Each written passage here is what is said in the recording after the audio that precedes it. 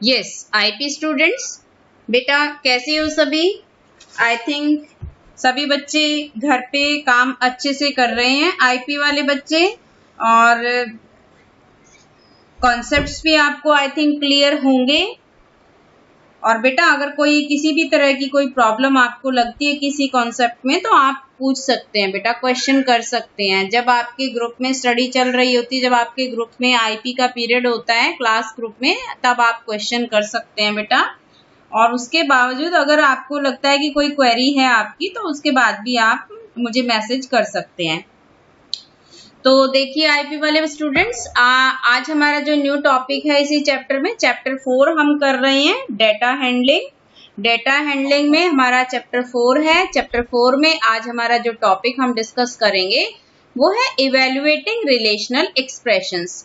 वैसे तो ये जो कंपैरिजन ऑपरेटर्स हैं, रिलेशनल ऑपरेटर्स हैं, मैं आपको बता चुकी हूँ कि इनको कैसे आपको इवेल्युएट करना है। इनको इवेल्युएट करना कोई बहुत मुश्किल नहीं है, फिर भी मैं आपको बताती हूँ। देखिए सपोज ये एग्जाम्पल है 15, एग्जाम्पल 15 में पार्ट 1 को डिस्कस करती हूँ, पार्ट 2 आप खुद करके देखना। देखिए ए की वैल्यू हमें 10 गिवन है, बी की वैल्यू 23 है और सी की वैल्यू हमें 23 गिवन है। अब देखिए फर्स्ट प्रिंट स्टेटमेंट है A is less than B.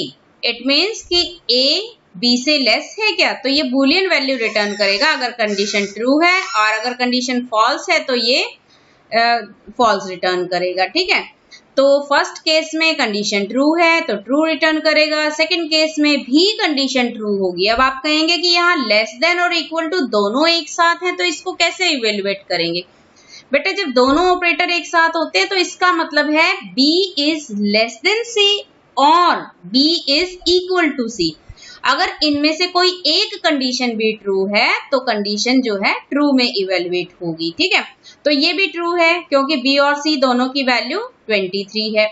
फिर अब दोनों एक्सप्रेशंस को अगर एक साथ इस तरह से चेन्ड कंपैरिजन एक्सप्रेशन के तरह से यहाँ पे लिखा जाए तो किस तरह से करेंगे? जो मिडल वाला जो ऑपरेंड होता है ना, वो दोनों एक्सप्रेशंस के साथ जो है कॉमनली यूज होता है।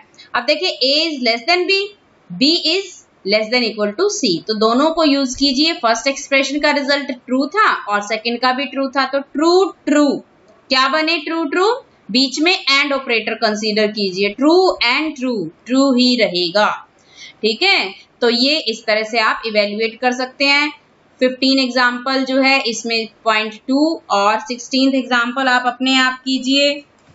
उसके बाद एक आध क्वेश्चन आपको एक्सरसाइज में इसका मिलेगा, उनको भी सॉर्ट आउट कीजिए। तो ये एक्सप्रेशन से इवेल्युएट करना बहुत मुश्किल नहीं है, बहुत इजी है, आपको इंटरेस्ट आएगा इन एक्सप्रेशंस को सॉल्व करने में। अब देखिए इसके बाद है हमारा इवेल्युएटिंग लॉजिकल एक्सप्रेशंस। अभी तो रिलेशनल एक्सप्रेशंस थी, अब लॉजिकल एक्सप्रेशंस को कैसे इवेल्युएट करेंगे? लॉजिकल ऑपरेटर्स की इवेल्युएशन मैंने आपको लास्ट वीक में बताई थी किस तरह से करते हैं।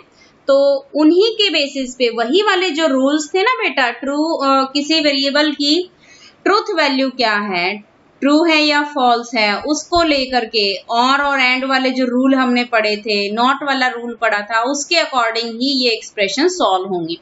तो देखिए यहाँ पे फर्स्ट एक्सप्रेशन है, इसको देखते हैं 25 डिवाइड 5, और फिर बीच में और यूज हो रहा है और फिर 2.0। ठीक है, तो अगर दोनों को हम देखें तो क्या करेंगे? पहले फर्स्ट को सॉल्व करेंगे। क्वेश्चन 5 रहेगा ना, 25 को 5 से जब डिवाइड करेंगे तो ये जो ऑपरेटर है क्वेश्चन रिटर्न करेगा, तो क्या रहा? क्वेश्चन 5 रहा, तो इसने 5 रिटर्न किया। अब 5 और 2.0, क्योंकि फर्स्ट जो ऑपरेंड है उसकी ट्रूथ वैल्यू क्या है? ट्रू है, तो ट्रू है। अगर और के केस में फर्स्ट वेरिएबल की वैल्यू अगर ट्रू है तो सेकंड को तो वो इग्नोर ही कर देगा और फर्स्ट को एज अ रिजल्ट जो है रिटर्न कर देगा। बाकी एक्सप्रेशन को क्या करेगा? इन दोनों के केस में तो फर्स्ट को रिटर्न कर दिया। अब इसके बाद इसने क्या किया? इसके बाद कुछ करेगा ही नहीं, क्योंकि आगे की जो फंक्शनिंग है उसको तो उसने देखना ही नहीं है, बस इसने यहीं पे इसको क्या करना है? इसको रिटर्न कर देना और आगे वाली एक्सप्रेशन तो सॉल्व होगी ही नहीं। उसके बाद देखिए यहाँ पे ये precedence of logical operators among themselves is not and or, मतलब not भी है, and भी है और भी है। तो so the expression A और B and not C will be evaluated। किस तरह से evaluate होंगी ये? P and Q ये किस तरह से होंगी? ये तो नेक्स्ट एक्सप्रेशन है। ये वाली एक्सप्रेशन देखिए, A और B and और not C। तो पहले आप इनर एक्सप्रेशन को सॉल्व कीजिए, नॉट को सॉल्व कीजिए। नॉट में जो C है, C को क्या होगा, C की जो भी वैल्यू होगी ना उसको ये निगेट कर देगा। ट्रू थी तो फॉल्स कर देगा, फॉल्स थी तो ट्रू कर देगा, ठीक है। और फिर इसको B के साथ एंड ऑपरेटर के साथ देखेगा। B एंड वो वाली वैल्यू, B की वैल्यू और C की वैल्यू जो भी होगी इन दोनों को कंपेयर करेगा। एंड ऑपरेटर में क्या है, अगर फर्स्ट ट्रू है तो क्या रिटर्न करेगा, सेकंड वाले को रिटर्न करता है। इसी तरह से होता है ना। और यहाँ पे क्या है, यहाँ क्या रहेगा, फिर और ऑपरेटर का रूल, इन दोनों को बेसिस पे फिर और आ जाएगा, है ना। तो इसको थोड़ा ध्यान से करना है। फिर देखिए और एंड, ये रूल आप जो पढ़ के आए थे पीछे, इनको बिल्कुल उन्हीं को यूज करके इन एक्सप्रेशंस को सॉल्व करना है। अब देखिए ये एक्सप्रेशन है 3 लेस देन 5। अब 3 लेस देन 5 है और बीच में और है, तो 3 लेस देन 5 कंडीशन क्या है, कंडीशन तो ट्रू है। अब क्योंकि ये बुलियन वैल्यू ट्रू की वैल्यू ट्रू ही रिटर्न की इसने, तो सेकंड एक्सप्रेशन को इवैल्यूएट ही नहीं करेगा, तो आंसर क्या जाएगा, आंसर तो ट्रू ही जाएगा। तो second argument will not be evaluated, क्योंकि फर्स्ट वाली जो एक्सप्रेशन थी उसकी ट्रूथ वैल्यू ट्रू रिटर्न की इसने, ठीक है। फिर सेकंड पॉइंट में क्या है, 5 इज लेस देन 3, कंडीशन यहाँ फॉल्स हो जाती है। तो ये अगर फर्स्ट एक्सप्रेशन की ट्रूथ वैल्यू जो है ये फॉल्स हो जाती है, तो फिर ये सेकंड वाले को कंसीडर करेगा, ठीक है। 5 इज लेस देन 2, यहाँ पे क्या है, चाहे अब ये ट्रू थी चाहे अब ये फॉल्स थी, it will now evaluate the second argument and its second result is return as the overall result, मतलब अब फॉल्स रिटर्न हो जाएगा, ठीक है।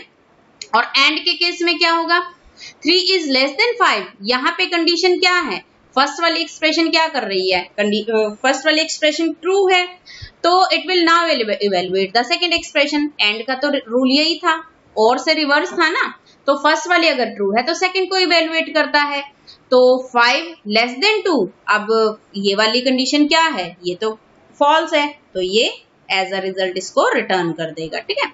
अब in this expression 5 is less then 3, तो ये वाली जो कंडीशन है 5 इज लेस देन 3, ये क्या है, फॉल्स है ना। तो फॉल्स के केस में अगर फर्स्ट वाली फॉल्स है तो ये क्या करेगा, simply it's first argument is result, मतलब इसी फर्स्ट आर्ग्यूमेंट को एज अ रिजल्ट रिटर्न कर देगा। तो आंसर क्या आएगा, फॉल्स ही आएगा। तो आप यहाँ देखिए ये क्वेश्चन जो है आप खुद सॉल्व कर सकते हैं। और एक और चीज है डिवाइड बाय 0, ये वाला कॉन्सेप्ट है। अब ये तो आगे एक्सप्रेशन बेशक जो है रॉन्ग है, लेकिन ये देखिए 5 इज लेस देन 10 और का केस था, तो इसने क्या किया, 5 इज लेस देन 10 तो इसने ट्रू रिटर्न किया, और फर्स्ट वाले एक्सप्रेशन ट्रू है तो आगे ये कंसीडर ही नहीं करेगा, जबकि ये एक्सप्रेशन जो है ठीक नहीं थी, ठीक है। इसके बाद हम चलते हैं हमारा टाइप कास्टिंग, ठीक है। ये आप खुद पढ़ के देखना, अभी जो पॉइंट्स बताए वो सारे इसमें मिलेंगे आपको। ये पीछे जो रिजल्ट हमारा आया वो क्यों आया, ये अभी मैंने डिस्कस किया, आप इस सॉल्यूशन को खुद पढ़िए, मैं इसको आपको भी यहाँ बता चुकी हूँ। अब देखिए टाइप कास्टिंग क्या होती है, अभी मैंने पिछले लेक्चर में आपको बताया था कि इम्प्लिसिट टाइप कन्वर्जन होता है और एक एक्सप्लिसिट टाइप कन्वर्जन होता है। मतलब लैंग्वेज कंपाइलर जो डेटा टाइप्स को कन्वर्ट करता है ना, उसको टाइप कन्वर्जन कहते हैं बेटा। तो अब देखिए टाइप कास्टिंग क्या होती है, अगर पाइथन ने किसी डेटा पर्टिकुलर एक्सप्रेशन को अपने आप ही किसी पर्टिकुलर टाइप में प्रमोट कर दिया या रिजल्ट एक पर्टिकुलर टाइप में उसने डिस्प्ले किया, तो वो उसका क्या था, वो इम्प्लिसिट टाइप कन्वर्जन था, है ना। जैसे हमने इससे पहले किया था ना, आईएनटी और फ्लोट को अगर हम कंपेयर करें या फिर उनको ऐड करें, दो वेरिएबल्स को, एक आईएनटी टाइप की वैल्यू है और एक फ्लोट टाइप की वैल्यू है, तो फाइनली रिजल्ट हमारा किस में कन्वर्ट होता था, फ्लोट में कन्वर्ट होता था ना। जो बिग डेटा टाइप होता है, बड़ा डेटा टाइप होता है, आंसर जो है उसमें चला जाता है। तो वो थी हमारी इम्प्लिसिट टाइप कन्वर्जन। लेकिन अगर हम यहाँ पाइथन में टाइप कास्टिंग की बात करें ना, तो ये एक्सप्लिसिट टाइप कन्वर्जन होता है, जहां हम किसी एक्सप्रेशन के रिजल्ट को किसी पर्टिकुलर टाइप में कन्वर्ट होने के लिए फोर्स करते हैं। देखिए ये है type casting. The type casting conversion क्या होता है? An explicit type conversion is user defined conversion, है ना, that forces an expression to be specific type, मतलब एक पर्टिकुलर टाइप में हम खुद कन्वर्ट करने के लिए उसको फोर्स कर रहे हैं। तो इसका जो सिंटेक्स होता है, इसका जो रूल होता है, वो क्या होता है? डेटा टाइप मेंशन करेंगे आप सबसे पहले, और फिर ब्रैकेट में आप एक्सप्रेशन देते हैं। इस तरह से आप डालते हैं इसको। Suppose a is equal to B 3 और b इज इक्वल टू 5.0। लेकिन देखिए यहाँ b की वैल्यू आप तो 5.0 ले रहे हैं, लेकिन आप इस एक्सप्रेशन से क्या कर रहे हैं? इस b को इंटीजर में फोर्स कर रहे हैं कि इंटीजर में ये कन्वर्ट हो। तो b जो है 5.0 की बजाय 5 ही इसमें स्टोर होगा। ठीक है, इसकी टाइप आपने क्या कर दी? अब b की 5 कर दी, ठीक है, इंटीजर कर दी।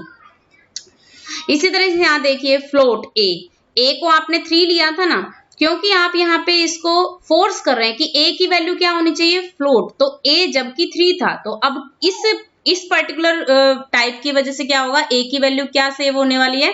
3.0, और उसको हम किस लोकेशन पे सेव कर रहे हैं? d लोकेशन पे। ठीक है, आई थिंक ये इम्प्लिसिट और एक्सप्लिसिट टाइप कन्वर्जन आपको समझ आ गया है। तो इससे रिलेटेड जो क्वेश्चंस हैं, ये यहाँ कुछ एक्सप्रेशंस हैं, थ्योरी क्वेश्चंस हैं, इनको भी आप नोटबुक में कीजिए और इनकी अच्छे से प्रैक्टिस कीजिए। ओके बेटा, बाय।